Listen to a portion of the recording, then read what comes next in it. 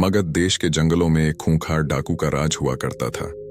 वह डाकू जितने भी लोगों की हत्या करता था, उनकी एक एक उंगली काटकर माला की तरह गले में पहन लेता। इसी वजह से डाकू को सभी अंगुलीमाल के नाम से जानते थे। मगध देश के आसपास के सभी गांवों में अंगुलीमाल का आतंक था। एक दिन उसी जंगल के पास के ही एक गांव में महात्मा बुद्ध पहुंचे। साधु के रूप में उन्हें देखकर हर किसी ने उनका अच्छी तरह स्वागत किया। कुछ देर उस गांव में रुकते ही महात्मा बुद्ध को थोड़ा अजीब सा लगा। तभी उन्होंने लोगों से पूछा, आप सभी लोग इतने डरे और सहमे सहमे से क्यों लग रहे हैं? सबने एक एक करके अंगुलीमाल डाकू द्वारा की जा रही हत्याओं और उंगली काटने के बारे में बताया। सभी दुखी होकर बोले कि जो भी उस जंगल की तरफ जाता है, उसे पकड़कर वो डाकू मार देता है। अब तक वो 99 लोगों को मार चुका है और उनकी उंगली को काटकर उन्हें गले में माला की तरह पहनकर घूमता है। अंगुलीमाल के आतंक की वजह से हर कोई अब उस जंगल के पास से गुजरने से डरता है। इन सभी बातों को सुनने के बाद भगवान बुद्ध ने उसी जंगल के पास जाने का फैसला ले लिया। जैसे ही भगवान बुद्ध जंगल की ओर जाने लगे तो लोगों ने कहा कि वहां जाना खतरनाक हो सकता है। वो डाकू किसी को भी नहीं छोड़ता। आप बिना जंगल गए ही हमें किसी तरह से उस डाकू से छुटकारा दिला दीजिए। भगवान बुद्ध सारी बातें सुनने के बाद भी जंगल की ओर बढ़ते रहे।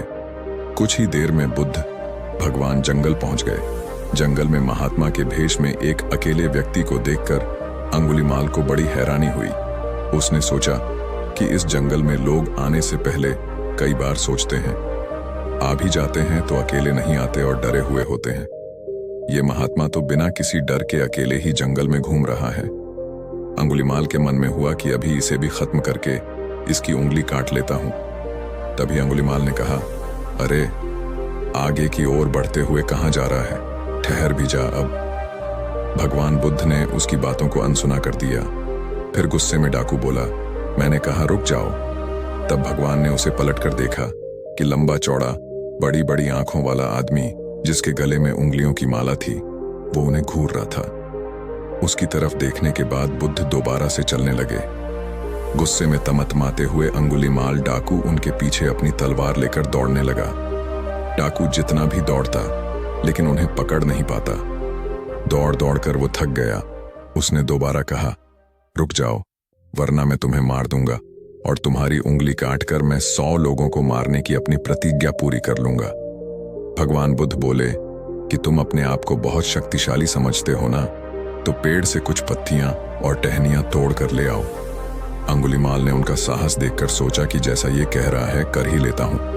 वो थोड़ी देर में पत्तियां और टहनियां तोड़कर ले आया और कहा, ले आया मैं इन्हें। फिर बुद्ध जी कहने लगे, अब इन्हें दोबारा पेड़ से जोड़ दे। ये सुनकर अंगुलीमाल बोला, तुम कैसे महात्मा हो? तुम्हें नहीं पता कि तोड़ी हुई चीज को दोबारा नहीं जोड़ सकते हैं? भगवान बुद्ध ने कहा कि मैं यही तो तुम्हें समझाना चाहता हूं कि जब तुम्हारे पास किसी चीज को जोड़ने की ताकत नहीं है तो तुम्हें किसी वस्तु को तोड़ने का अधिकार भी नहीं है। किसी को जीवन देने की क्षमता नहीं तो मारने का हक भी नहीं। यह सब सुनकर अंगुलीमाल के हाथों से हथियार छूट गया। भगवान आगे बोले, तू मुझे रुक जा कह रहा था। मैं तो कब से स्थिर हूं, वो तू ही है जो स्थिर नहीं है। अंगुलीमाल बोला, मैं तो एक जगह पर खड़ा हूं तो कैसे अस्थिर हुआ और आप तब से चल रहे हैं?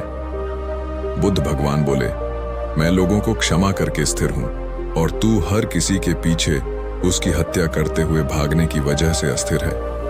यह सब कुछ सुनकर अंगुलीमाल डाकू की आंखें खुल गईं और उसने कहा, आज के बाद से मैं कोई अधर्म वाला कार्य नहीं करूंगा।